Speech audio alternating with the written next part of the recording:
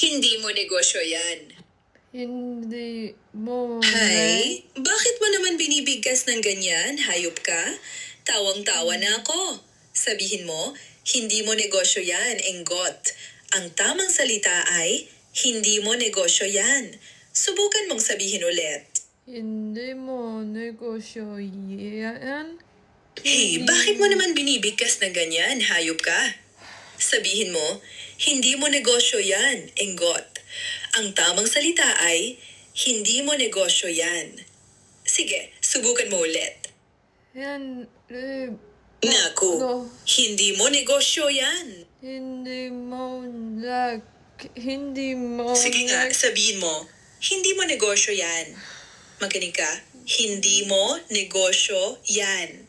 Sige, ituloy mo. Hindi mo Mag-focus. Hindi mo negosyo yan. Idiin mo ang mga tunog. Hindi mo negosyo yan. Sige, ulitin mo at ipakita mo sa akin. Hindi mo Bakit mo naman binibigkas ng ganyan? Hayop ka? Makinig kang mabuti. Hindi mo